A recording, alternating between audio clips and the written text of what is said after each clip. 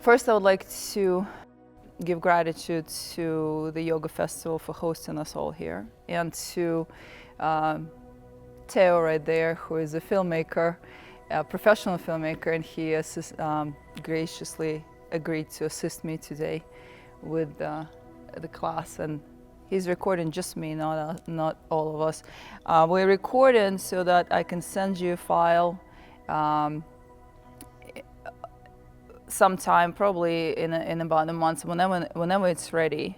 If the meditation goes really well, I will send you that meditative file too, and it will work for you as an activation going forward. You can use it whenever you're ready and whenever you want going forward. My name is Isabella Greene. I exited the Matrix in 2010. I am now fully embodied Wayshower, Lightworker, Starseed, all of that, recognizing and knowing my purpose here, and I turned it into an occupation, and I am serving and assisting people worldwide. I have clients from all over the world, and I help them to find their paths and to awaken. And that takes steps, right? That journey from and I was in the financial services industry before. I lived in New York City, and I traveled the world for my job, and I had a decent job, but at some point I realized that I wasn't born to do that.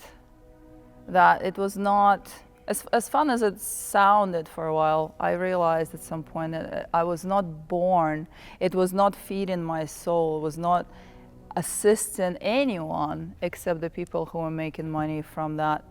And I was investing 8 to 12 hours of my life's energy and time into the Matrix, right? So it happened so that I started questioning, what do I do now? And it took me a couple of years to actually find that occupation. So how many of you have found what your passion is? Very nice. So are you embodying, living it, feeling it? Have you created your businesses based, or your offerings that you're receiving compensation for, so we can live within that modality, right? Working on it. Okay, so we'll talk about working on it. How many have not found your passions, or not quite sure yet, or not quite there yet, or quite in between? Yeah, the in-between phase, well, I jumped right out of the Matrix, off the grid, and into this full-on, and that's just my personality. But the in-between phase lasts for people for a number of years sometimes, when we're not really sure if we're good enough, if we're there yet, if we are prepared, if what we have to offer has value, right? Does that sound familiar?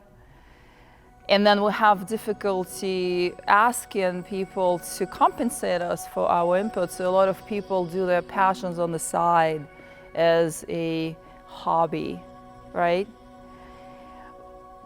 How many of us here are aware that we are star children, or that we are star seeds or star born? All right, we have a couple. How many do not know what star seeds are? You don't know what a star seed is? Just one, right? Are you guys being shy? Okay. We have not just showed up here. We have incarnated from various cosmic races onto Earth to do the work. At this time specifically, when Earth is moving into new reality, and Earth is moving into the new state of being, we are expanding and developing new human. We are developing and expanding new Earth. Some of us are shuttling back and forth. It's a state of being, it's a state of consciousness. There's no such thing as a physical other Earth. But it's a state of consciousness that we're shifting in between, depending on where we're at ourselves. Different cosmic races that we're connected to, and it's already scientifically proven that we have alien DNA in human DNA. Are we aware of that? Do we know that? Right? Yeah. It's a known fact nowadays. So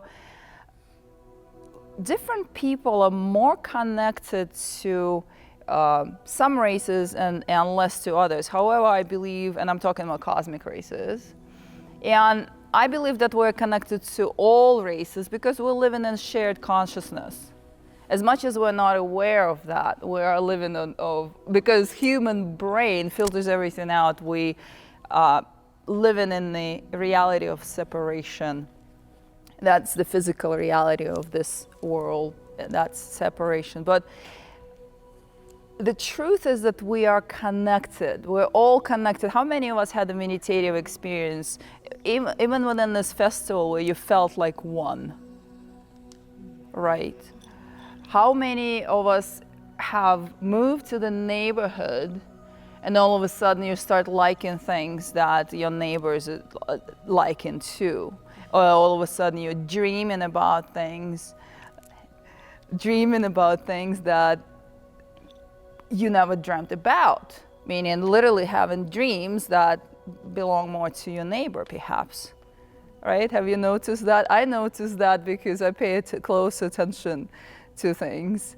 And we are sharing consciousness. As much as human beings think that, oh, this is my world, this is my reality, we have 7 billion different worlds. On the scale, on the minor scale, yes, it is true. But the truth is that we're all connected, we're all unified field. The cosmic races are aware of that. I've literally, because I have done a lot of exploration in different dimensions. I have experienced myself with different cosmic races that I have connected to. You literally feel the entire population of that planet. You literally feel the planet itself. This is where we're moving to as humanity. And so we're all connected to different cosmic races, some more and some less. And I believe that we're connected to all of them at all times. And so some races bring occupations like a peacemaker, an ambassador of peace, and that would be the Andromedan race. The Andromedan race showed up or got stronger. The connection on Earth with the Andromedan race got stronger a few years ago when the quarantine was lifted, the cosmic quarantine was lifted. And I promised that I was going to keep it down to earth. Okay, well, we'll get there. We'll get there. The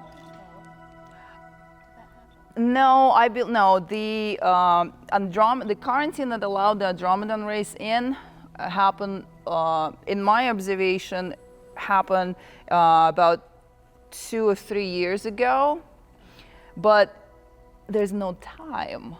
So perhaps for you that happened in 2012, and for me that happened 3 years ago, 2015, right? Because we're all experiencing realities based on what we're ready for, based on where we're at energetically. So Andromedan race would give you predisposition towards working towards peace, ambassadors of peace, knowing your own true power, restructuring the idea about power, helping people to understand what true power is, humbleness versus muscle. Very much goes for the man too, learning and teaching, and the female empowerment too. What is the feminine power? What is the masculine power? What is the true power of human being, the empowered human being? This is what the Andromedan starseed would be embodying on Earth. And you would probably have groups that you would share with, or you would be an example and an inspiration to others, carrying that message through your own presence every day, all the time. We have Syrian race, which has been very active with the human reality since the beginning of time. It's also a proven fact now that the Egyptian cultures interacted with the Syrian race. There are Dogon tribe who interacted with the Syrian race. Syrian race seeded and trained humanity from the beginning of the human race on Earth. And so those who are connected to Syrian race have a specific function as well here. And that very often has to do with technological advancement and advancement of knowledge.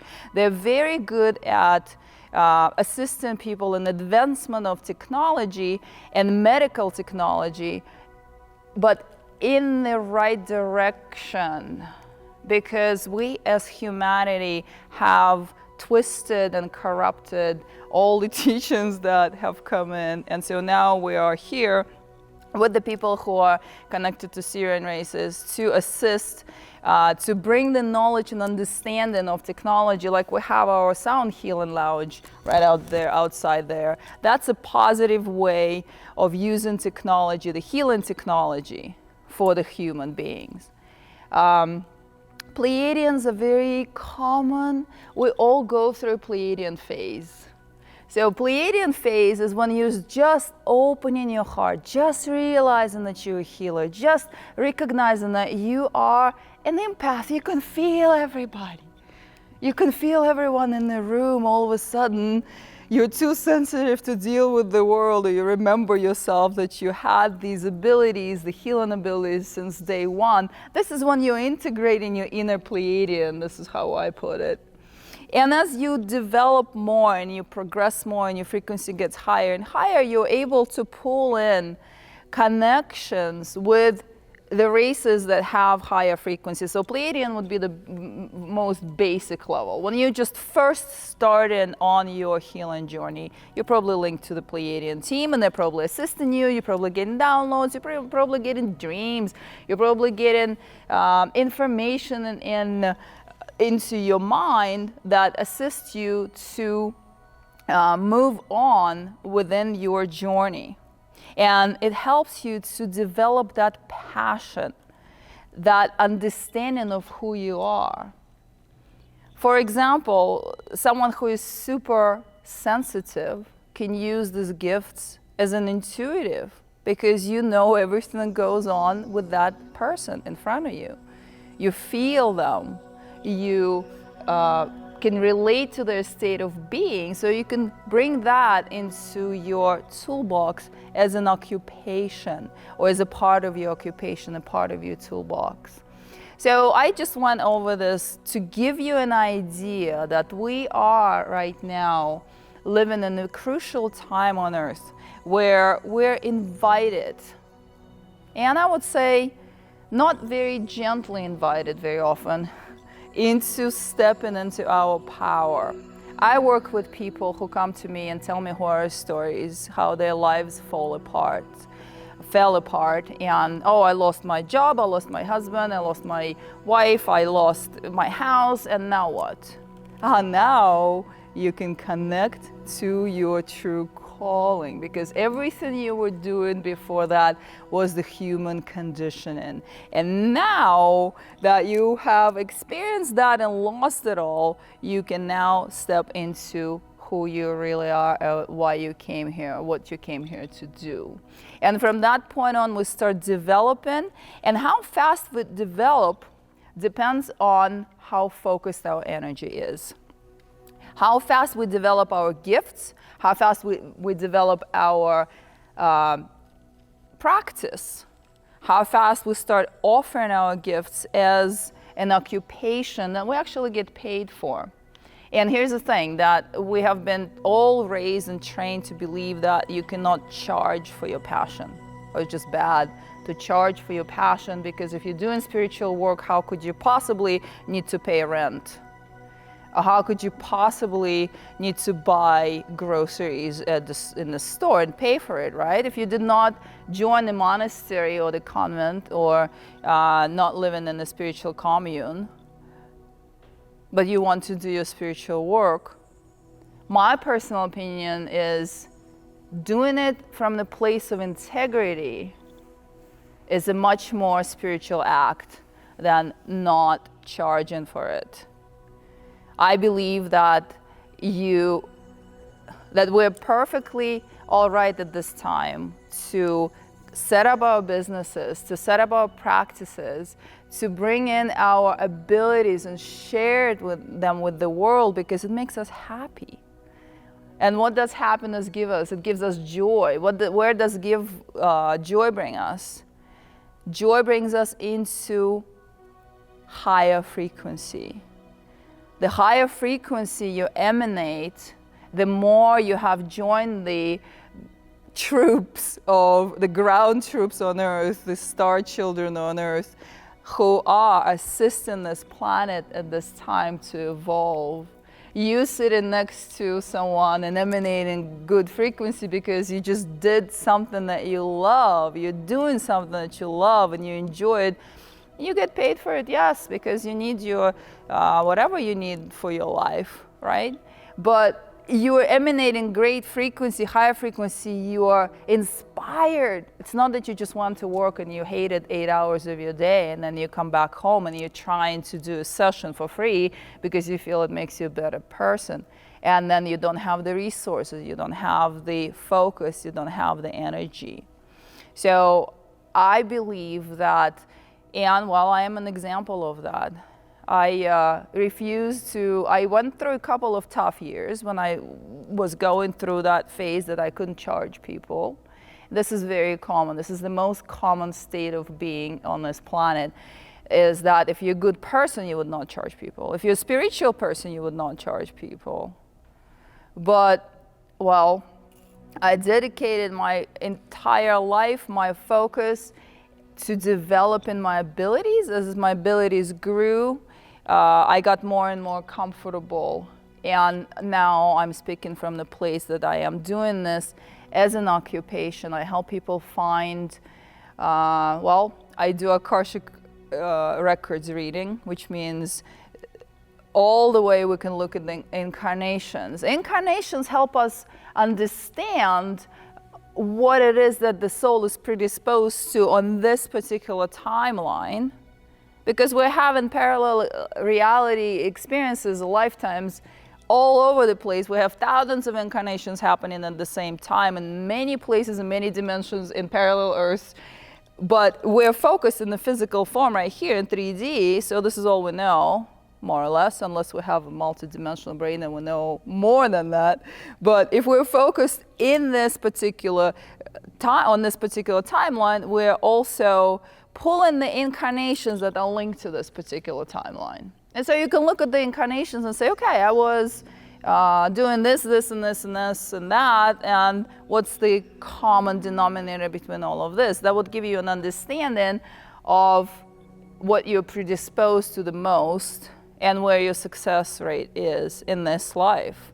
Because if you focus your performance, you focus your gifts, you focus your giving in this life on to that, what you're doing in parallel lives too, which we used to call past lives, I call it parallel lives, and take a look at what the soul is interested in, the predisposed to. I'm an ambassador of peace. I'm teaching people about power. I am assisting in technological advancement. I'm a healer. This is my natural state of being. You combine all that, and that's your formula to finding your passion and really knowing, and then finding your happiness too. Happiness, the human happiness on this earth goes hand in hand with what we are doing here for humanity.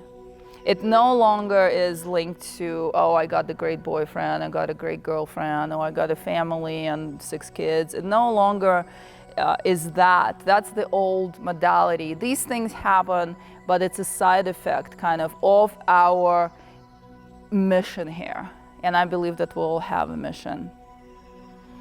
All right, so I've been talking for a while. Anyone wants to bring any information here, any questions, anything so far? Should I bring it down to earth? How do we do this? Okay. Oh, right. Woo.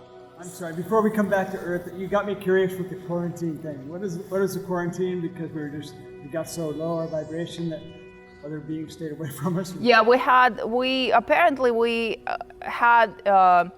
like an energetic field around Earth where the higher frequency beings were not able to interact. Well, we're on a planet that has a non-interference agreement to begin with, but there was an enforced field that did not allow higher frequency beings to come in, and kept the lower frequency super condensed here too. So Andromedan Collective, by the way, or the Andromedan Councils and the Federation of the Light worked on that, on lifting the quarantine so that they could bring the influence back onto Earth, that we can receive these energies and take a look at what's happening. How many people we're having mass awakening all of a sudden, right? If you look at 5 years ago, 10 years ago, well, we had 1, 2, 3, right, in the group. Now we have thousands of people awakening simultaneously. We got massive assistance from the celestial realms and from the cosmic races that, if you're local in Sedona, congregate quite a bit here around Sedona. We have spaceships parked right above Sedona. Sedona is called the New Jerusalem, meaning the craft that was over there before is now over Sedona. That's another belief. I have seen the Syrian beings are very active within Sedona community too. So if you're working on that level, you can call in assistance. You can also call in assistance of your teams and whomever they are. And now we have access to that. So yeah, good for us. You had a question. You kind of answered it, but you were saying at the basic level is like the Pleiadian, and then when does that shift? Like you just... That depends on where you're at yourself. Usually the newly awakened all go through well, in my experience, I should say, because all I know is my experience. So in my experience, through work with clients and also my own experience, the Pleiadian connection is the most basic, because everything starts from connecting to the heart. We know that, right? The expansion and openness of the heart leads us into awareness of ourselves, awareness of the others too. Self-awareness, self-love. All healing work is directly linked to the state of the heart. How activated your heart is depends which language am I talking? Your healing abilities will depend on how activated your heart is. And so the Pleiadians are usually the beginner level. Let's activate all of the base level understanding of your fellow human being, compassion, heart energy, healing abilities, empathic abilities. As you continue working on yourself, by that I mean we all have traumas. If we're older than 3, right? Probably by 3 we already have traumas too, right? So the more we clear, the more emotional trauma we clear within ourselves, the higher is our frequency. And in my observation, the stronger are our abilities too. So the more you work on yourself, the more you bring yourself to being ready to move to the next level. And then here's what I have observed. I've observed that when people come to me for work, I do activations for them too. And I would look and say, okay, so you're the most connected now to the Pleiadian, right? Because we're talking about that. But I'm observing in the Syrian race is available, and you can connect on that level and activate the DNA structure and the cellular structure to the point that you can now be pulling the gifts from that race. And sometimes the Andromedans, by the way, are very active in guidance. They will just show up right in the session and be like, all right, so we want to tell this guy about that. But you are more connected to, let's say, Sirian and Pleiadian in that moment. It doesn't mean that you lose the Pleiadian connection. It means that your skill set grows. All right, so have I answered? So we have teams that work with us. We have teams that observe us, cosmic teams that observe us. And we are representative of them on Earth, or they just have observed us for a while, noticed that we're emanating that frequency because we're all in shared consciousness. They all know, okay, so that this person has this question and they're ready to receive the answer, so let's show up in my session and talk through me, through channeling. That's what happens too in the work. All right. Any more? Yes. So where did you learn about the races?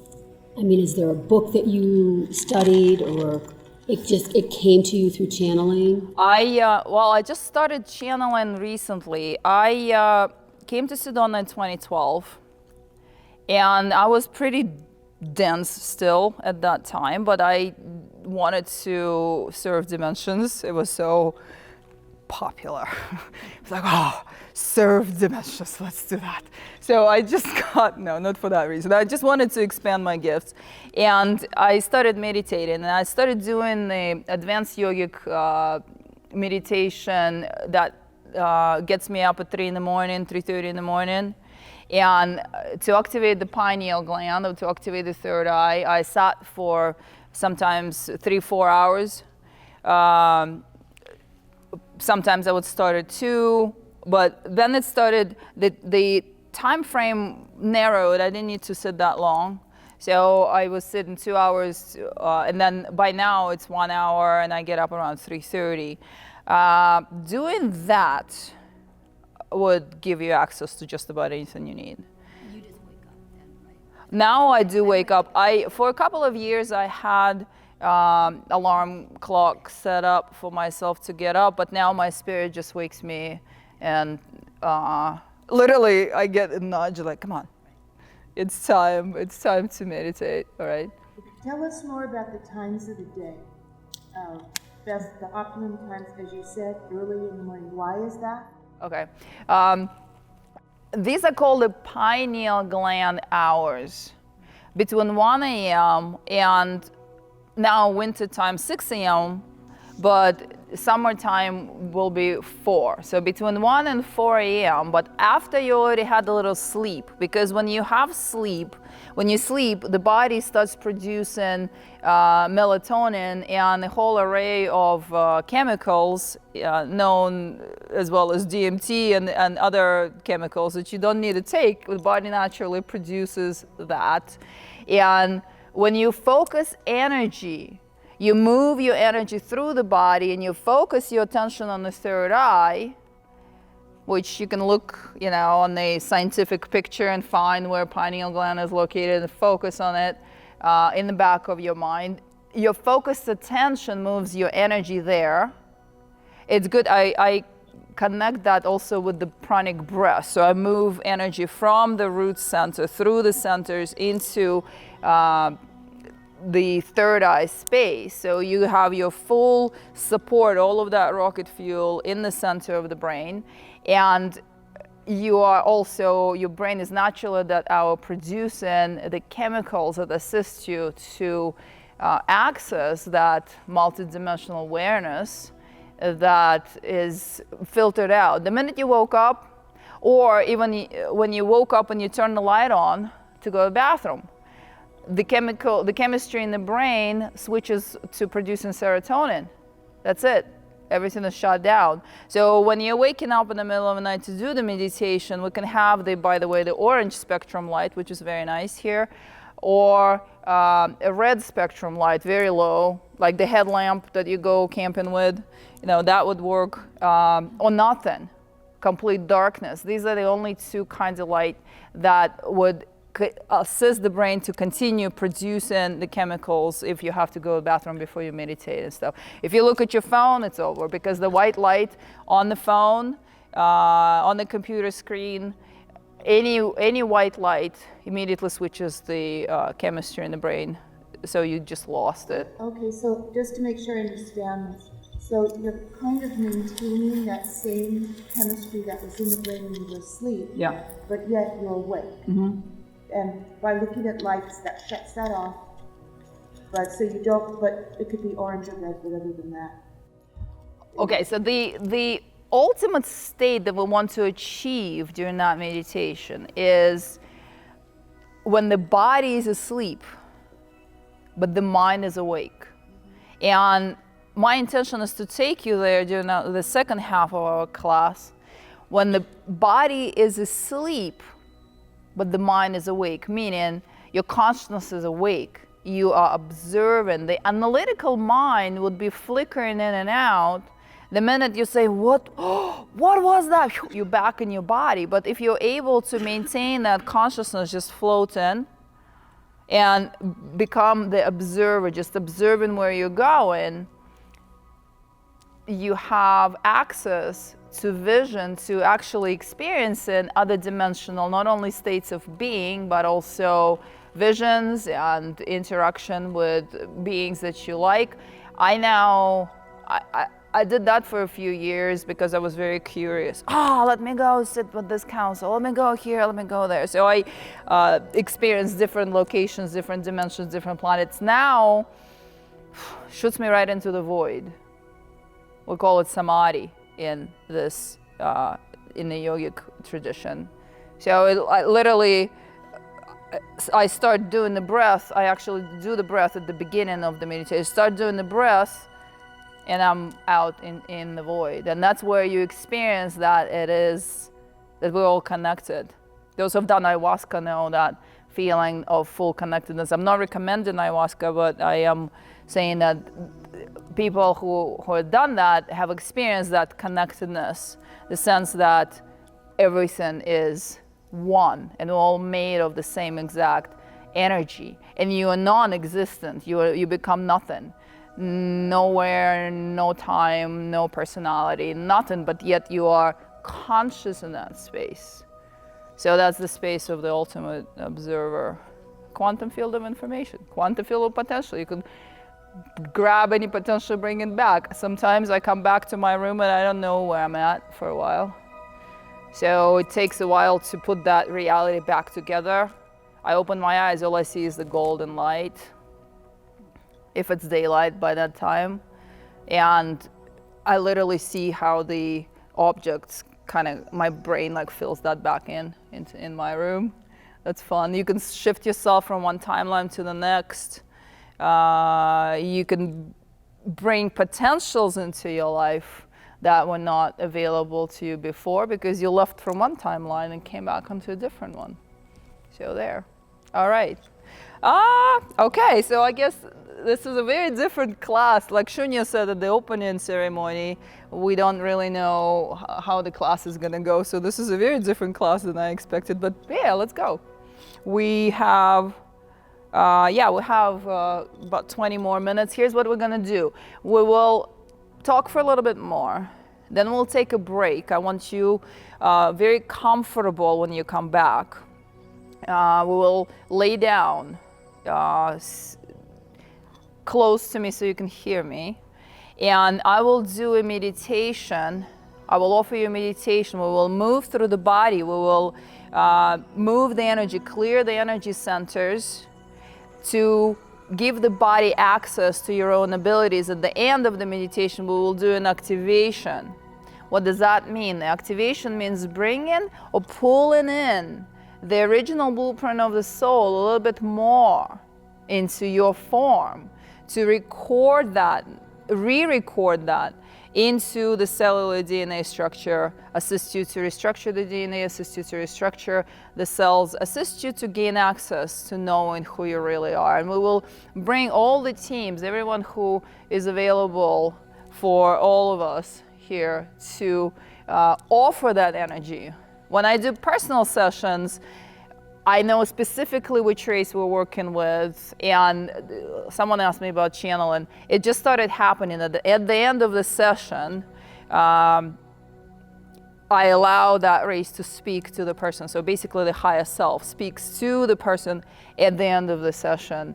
And these messages are unpredictable. I mean, I don't know who or what we're working with. I only know that we're working with the higher dimensional races. But here, because we have a group experience, I will facilitate a group experience for you. Okay. Who is wobbling still? Who is still not quite there, not quite sure how to turn this into occupation, not quite sure how to market yourself? I can't stand that word, but yeah. I don't want to market myself, but I want to be. I want to live my vision, what I'm supposed to be doing. Bingo. Okay, so here's what, yes. I mean, I'm not opposed to making money Right. on it, but that's not. I've retired, and I now do some work, and I can want to continue to do work because I know I have my path's not ended yet. Right. You know, my job. It just started. Well, actually, I did it in my career too. Oh, good. I was very lucky. All right. But, So so when you say market and Yeah. I kind of go. I know, I can't believe I pronounced that word, but I mean, how else am I going to say that? I do not like that word either, but here's the thing. You are your own marketing campaign. You are your own. When you are embodying it, people are gonna want to know, what is it that is so different about you? Right, you talk about it, you share, you post about it if you're doing social media, you speak in groups, you do whatever it is because it's driving your passion. Like Theodore there, he could have just attended the festival. He had an opportunity to just attend the festival, but he said, no, you know what, I really like what I do, so I'm gonna record.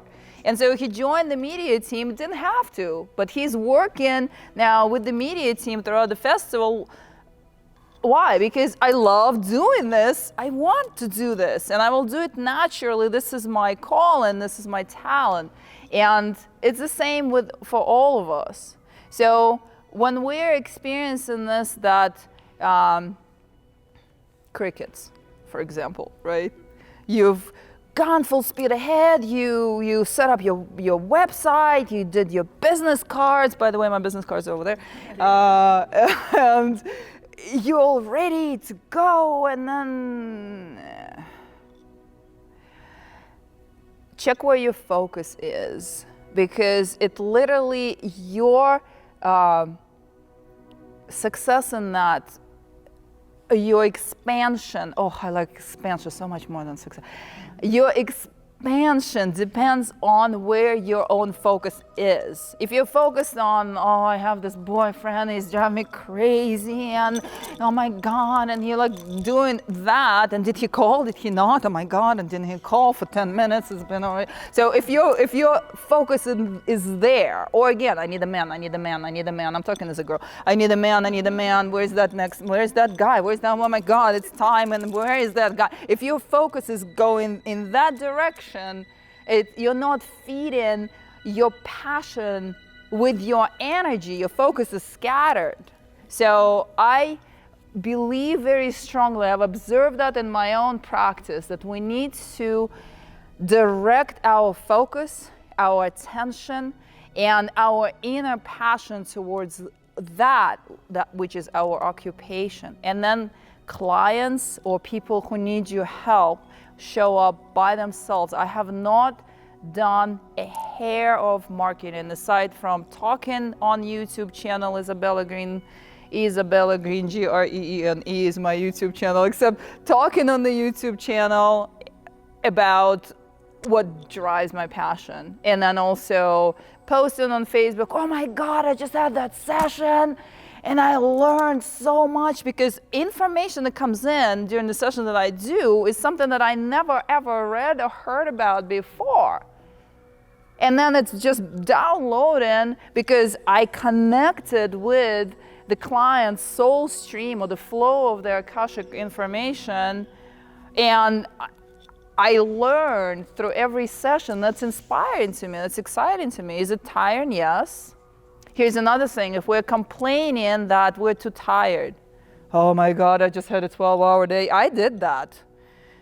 Oh, I'm so busy that I can't get back to everyone and I can't breathe and I have no energy to interact with friends anymore. Just want to hide at the end of my work days. All of a sudden, the flow of people that were coming to me stopped. I said, why did it stop? I'm working. I'm open. I'm 2 months. There was not a single request for a session for 2 months. And I just came out of being booked like 6 months in advance, you know. Because it's the focus of energy. We are bringing in what we are emanating. It's as simple as that. So your own self is your own campaign, so to speak. We need a new language. It's your own expansion depends on where the focus is. Get excited. Every morning I wake up on my work days. I wake up, it's like alarm is going on, because I do the meditation and then I sleep for a couple hours, and then I get up and I start sessions. And I go into sessions before I had breakfast or anything, so I'm still in this state that I'm not fully awake. If any of you take sessions with me, you'll hear me. What is that?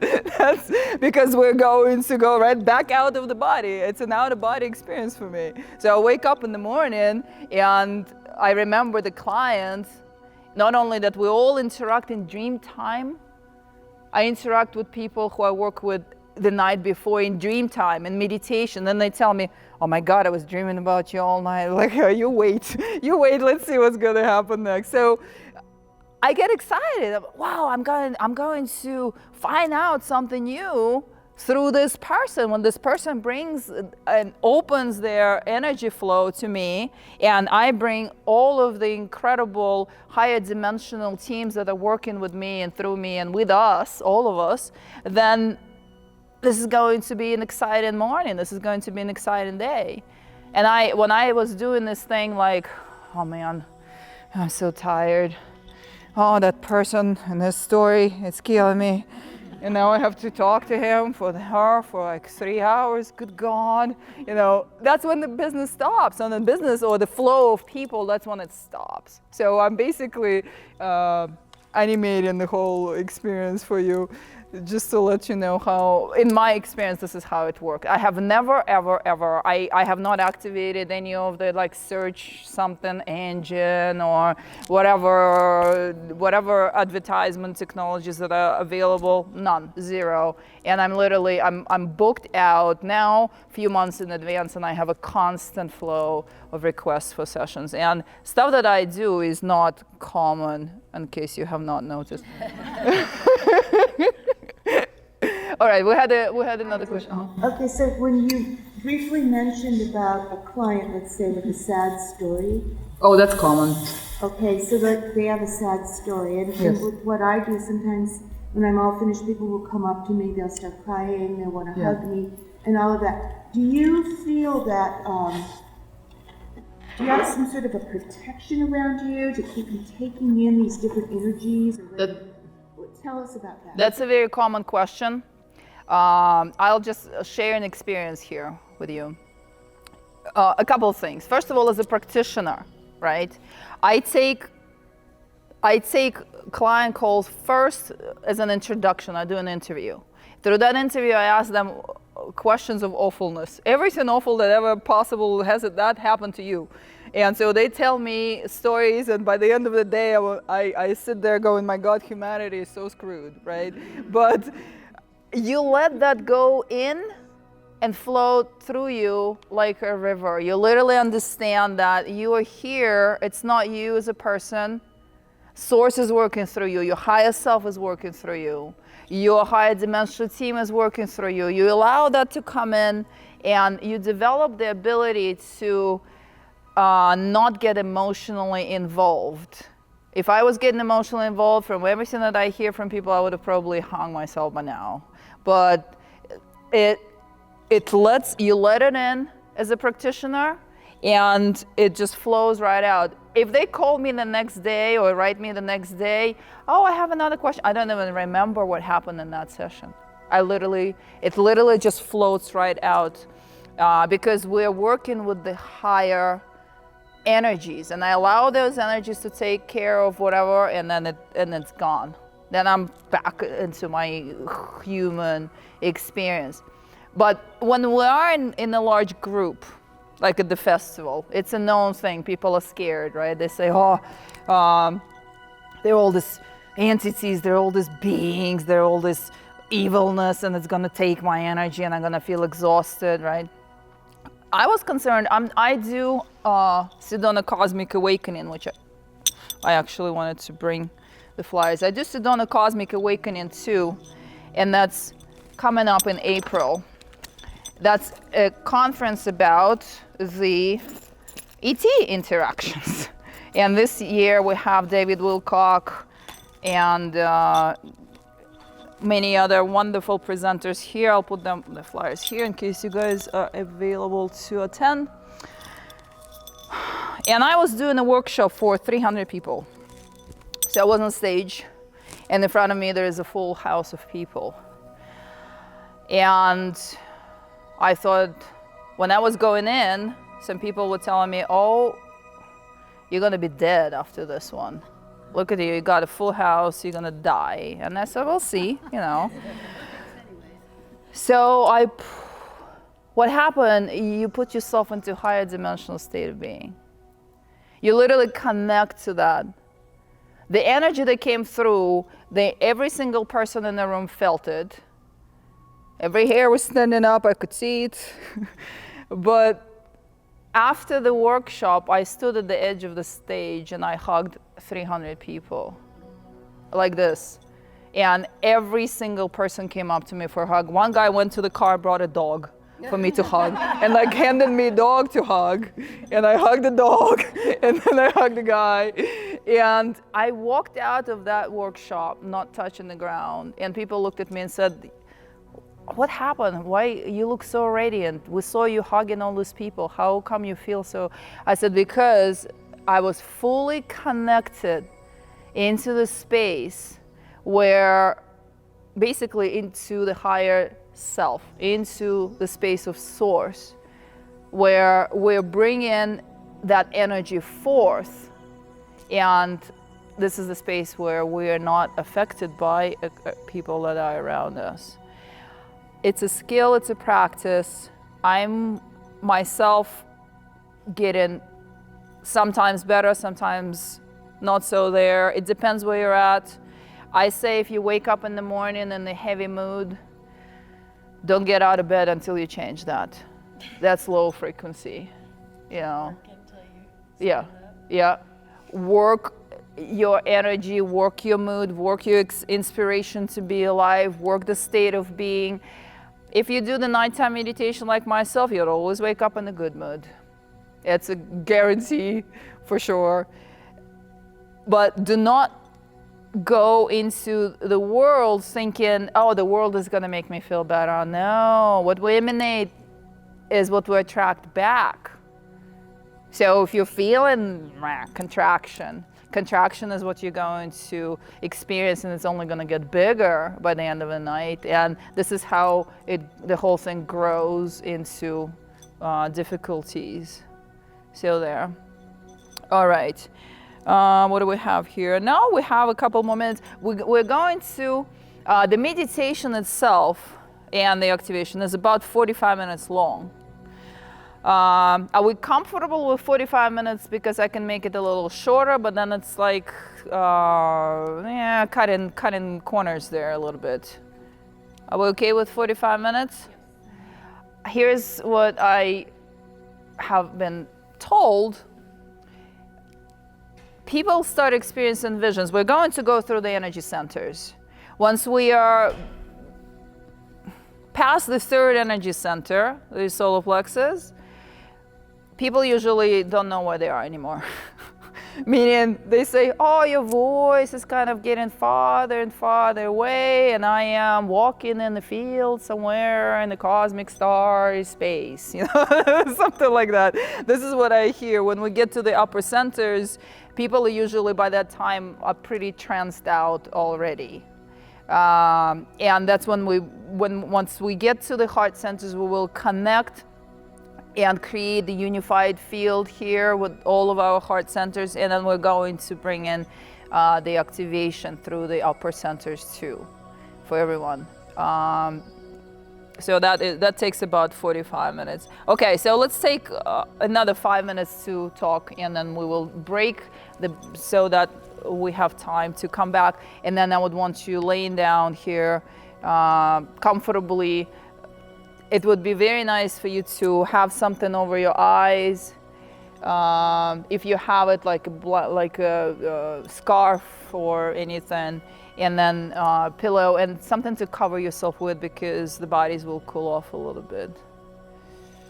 Questions?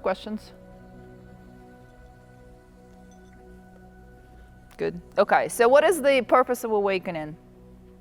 Does awakening have a purpose? Is there, like, if we wanted to give an awakening a purpose, what would that be? So that we can co-create a better reality. There we go. Awesome. Moving from survival to creation. From survival to creation. Recognizing that we are created beings on earth. We receive what we emanate. And it's not a blaming statement. It's not that, oh, you're a bad person, you're emanating bad energy, so your reality is bad. But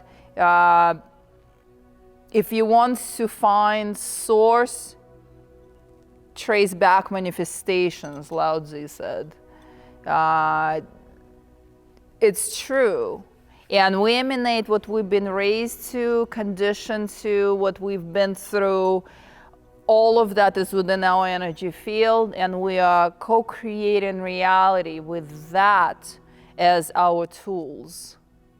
So moving from, and that very often keeps us in survival. So moving from survival to recognizing that I am in charge of my energy, I can change it. When I change my own state of being, my own energy, my reality is going to change. And then I am going to be a proactive creator of my reality. And I'm going to experience all kinds of interesting, amazing stuff that is outside of this dimension, if you're into it. Yeah. Yeah. Earlier you said that a lot of people that go through their awakening go through like serious traumas and everything falls apart. Yeah. Is that really kind of like the natural path of a healer? Well, from what I understood. Humanity is lazy. Have you noticed? Meaning, if you're comfortable, if people are comfortable, they don't do anything. They stay just where they are, moving from one day to the next. They're comfortable. It's crisis that kicks people's butts, and then they start asking questions, right? Unfortunately, that's how we're set up. We're in a day and time where it's a proactive approach. So we don't have to do it through crisis anymore, right? We just say, hey, I'm curious, I want to, and so let me just dig up whatever I need to clear and clear that and bring more abilities and expand and do it gently on myself. And the times, by the way, next week we have the spring equinox paired up with full moon. That's the energy to clear. Wow. That is really an intense energetic space to clear. So probably everything you collect from this festival carry it into the next week and clear. I know I'm not doing any work that week just so that I could go through my own process. That process does not stop. You clear major crises, and then the roots are really long. We're usually born into the family that matches our karmic imprints. And then we're basically continuing pulling the old karma into, but the good news is pulling the old karma into the present day. But the good news is with all of the activation energies, with all of the celestial assistance, we're in the time where we can clear our old karmas in this reality. We no longer have to carry that baggage with us. We become aware of it first, and then we clear that energy, clear all of the timelines, and have a clean slate, become the creator of our reality. And this is new. This was not available to human beings. This knowledge was not available to human beings. And this ability was not available to human beings. But many of us are vibrating so high that we are able to clear our old traumas and bring in the new state of being. Yeah?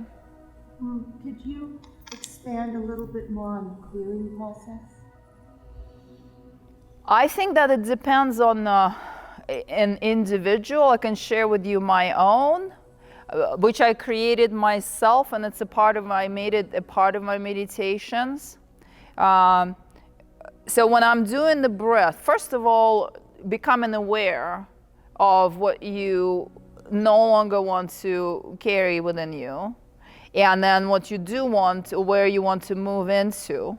And I write these things down. I make a list, like take a piece of paper and split it, and on the left I would write, okay, this is the old story, and this is the new story, which ideally I would like something like that or better.